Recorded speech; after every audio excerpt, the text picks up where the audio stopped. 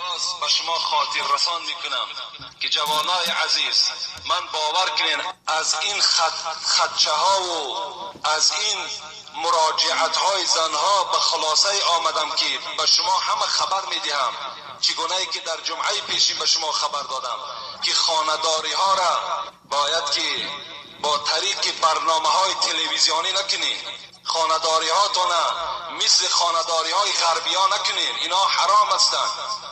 شما تقلید به مردم غرب نکنید.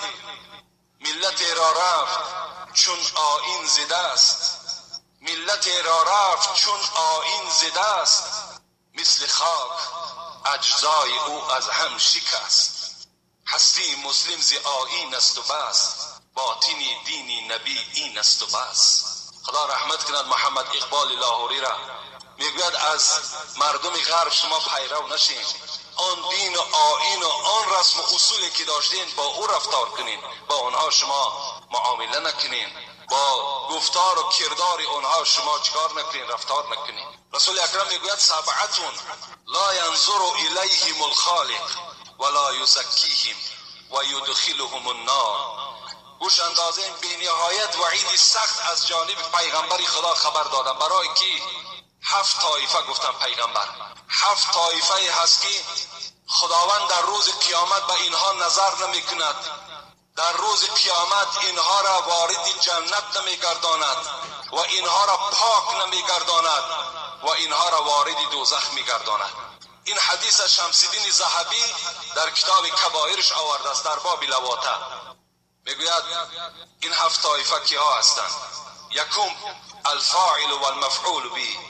پیغمبر گفتند فاعل و مفعول، کننده و کرده شده، یعنی دو مردی که بچه بازی میکنن، کننده و کرده شده هر دو در آتش دوزخ هستند. شمس الدین ذهبی را خدا رحمت کند میگوید وقتی که میگد مرد بالای مرد میبراید، روایتی هست عرش پروردگار میگوید در حرکت می در آمده است، عرش الهی میگوید می جنبیده است و خداوند میگوید چنان غضبناک می شده است از عمل این دو مردی، حتی میگوید غضبش نزدیک است که آسمان را بر زمین بچسباند. لیکن همون حاملان عرش، ملائکه هایی که در اطراف عرش هستند، اونها میگوید چنان به شتاب سوره اخلاص میخوانند، قل هو الله احد الله الصمد لم یلد ولم یولد ولم یکن له کفوا احد. فقط صفات خداوند میخواندند، چنان زیاد میخوانند که حتی که میگوید آهسته آهسته غضب خدا خاموش میشده است. حضرت عیسی میگوید وقتی من به پیش یک قبر گذر کردم، نگاه کردم که یک دو جوان بی نهایت عذاب دارند. معجزه حضرت عیسی هم همین بود که از حال قبر خبردار بودند و از خداوند هر چی طلب میکردن خداوند برای آنها عیان میکرد. میگوید پرسان کردم ای دو جوان برای چی شما در این عذاب گرفتار شدین؟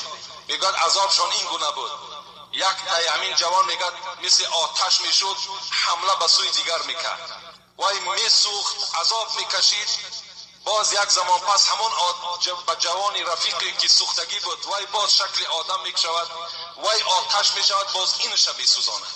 وقتی پرسان کردیم گفتن ما هر دو در دنیا با خواهش یکدیگر بچه بازی میکردیم، یعنی وای مرا استفاده میکرد، من وای را استفاده میکردم. امروز عذاب ما تا روز قیامت همین است که وای مرا میسوزاند، من وای را میسوزاند. چه یک عملی زشتی هست. امروز همین عمل زشتی که پیغمبر خدا 1000 و قریب 500 سال پیش یاد کرده است، امروز در بین مردم ما و شما وجود دارد. اگر شما آگاه باشین، در ماه می بود وقتی در حکومت مجلس شد، از لیلی کوتل 2 آدم آورده محکم کردن، یک تاش بچه 5 ساله، یک تاش بچه 19 ساله. هم لیلی کوتل ما و شما، همون کودک که رسیده است وای با بچه امکش بوده است، همون کودک 5 ساله را رسیدن که وای کودک دیگر بیچاره هیچ جای آبادش نمانده است. لیکن حکومت باز غمخوار همین بدبخت کرده است، 8 سال وای از حقوق آزادی محروم کرده است. اسلام چی میگوید؟ اسلام میگوید بچه باز کشتن در کار.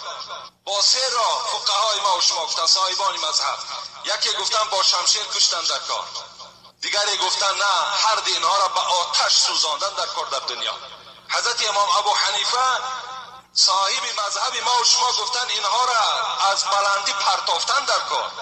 چقدر جای بلند میابین از بلندی میپرتاینشان. این است گفتن جزای اینها. اینم از کجا آمد؟ همین بچه بازی هم از مردم غرب آمد. من باوری دارم که همه شما تلویزیون نگاه میکنین، یک هفته هم نگذشته است در پارلمان اسپانیا قبول شد که بچه را نکاح کنه. درست است. امروز 5000 نفر مردها در شهر اسپانیا یکدیگر را در نکاح خود در آوردند. 5000 نفر. باز رئیس همون جمهورش خرسندی دارد که من از روزی که رئیس جمهور شدم چی یک اقدامی نیکی را در بین ملت مهوی کردم. شادم. چیکار کرده است؟ دو مرد را اجازت داده است که یکدیگر را در نکاح یکدیگر درآورند. این قبلا در نیدرلند هم بود، در ایتالیا هم بود، در بلژیم هم بود. لیکن امروز اسپانیا باید قبول کرد. آزاد، مرحمت. ما و شما باید که به نعمت اسلام شکرانه کنیم. همه این افعال بد و کردار بد و شوم برای ما و شما اسلام آگاه کرده است. این نعمت خیلی قیمتی است که خداوند برای ما و شما نصیب گردانده است. حتی در همین زیرکی هم همدانی هم یک جوان از یک آدمی که بیچاره عقلش نمیرسید و همون رسیده بود، هم نزدیکی داشتگی هست. اون بیچاره عقل نداشته است، لیکن 7 سال از این جوان کننده باز کلانسال بوده است.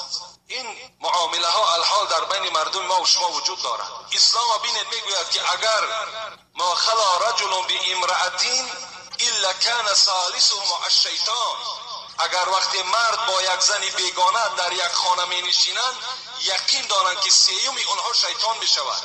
یعنی چی زنی همسایه باشد، چی همسینفش باشد، چی خیشش باشد، وقتی در یک خانه که تنها نشستند حتمی در وسواس شیطان گرفتار می شوند و اونها دست به زنا می زنند. اسلام میگوید جوانی که اگر زیبا باشد، بیریش باشد، ویم حکم زن را دارد، باید با وی در یک جانه نشینید. حضرت عبدالله ابن عمر میگوید وقتی در راه نشسته بود نگاه کرد که یک امرد میگویند، عرب ها امرد میگویند، جوانی بیریش را امرد میگویند. میگوید یک جوانی خیلی زیبا آمده ایستاده بود. در حال حضرت عبدالله میگوید خانه در آمدند، در را بستند. وقتی این میگوید امرد، این جوان از پیش خانه عبدالله که گذشت باز در را گشادند. رفیقای او پرسیدند چرا خانه در آمدی، باز بر آمدی؟ گفت یک فتنه از بالا آمده ایستاده بود. پیغمبر خدا گفته بود که کدام جوانی که زیبا صورت است، ریش ندارد، شما همراه او یک جا ننشینید. این حکمت های پیغمبر خدا را بین که امروز دو جوانی که یک جا میشوند حتمی به این کار دست داده ایستادند. خدا رحمت کند. حضرت امام احمد حنبل میگوید یک جوانی را درس میدادند، وقتی که یک بار آمد، دویم بار آمد، گفت که دیگر نزد من نیا. گفت نزد من، گفت برای تو جایز نیست دست گرفتن. وقتی آمدی یگان محرم خود بیار، یا برادرت باشد یا پدرت باشد، همراه خود بیار. حضرت امام ابو حنیفه میگوید این جوانها را، یعنی چهره خود به او طرف میگرداند و این جوانها از پس می نشستن درس می گرفتن تا که همین فتنه شیطانی در بین اونها پیدا نشود. حالا پیغمبر گفتن یکم کسی که در لعنت خدا گرفتار است، انا همون کسی است که در دنیا بچه بازی میکنه، که با این وعیدهایی که الحال گفتم اونها گرفتار میشوند. و دومش کی است؟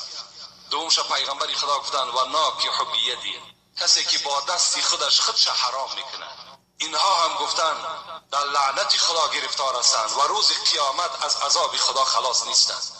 حتی رسول اکرم که در همین شمس الدین ذهبی را باب لواطه گفته، یک باب داره در همین کتابش، میگوید کسانی که با دست خود در دنیا خودشان حرام میکنن، اینها روز قیامت دستاشان حامله دار میشود.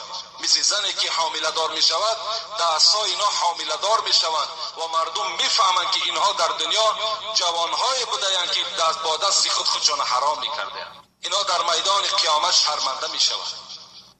رسول اکرم میگوید کدام جوانی که یا معشر الشباب من استطاع منکم باءة فلیتزوج، کدام ای جوانی که کدام قدرت دارین، پیغمبر گفتن شما زن گیرید، فانه احسن للبصر، اغض للبصر و احسن للفجر، زیرا که ناموس شما را، این زنداری شما، چشم شما را، ناموس شما را محافظت میکنند. و من لم یستطیع، پیغمبر گفت کدام جوانی که اگر قوت زن گرفتن ندارد، فعلیه بالصوم، فانه له وجاء. اینو بخاری روایت کرده است. پیغمبر گفتن که مادام جوانی که قوت زن گرفتن ندارد با دست خودش را حرام نکنه، بلکه وی روزه گیرد. گفتن پیغمبر زیرا روزه گفتن وی را شهوتش را میشکند، شهوتش را نابود میکنه. این است توصیه پیغمبر خدا برای ما. باز به شما خاطر رسان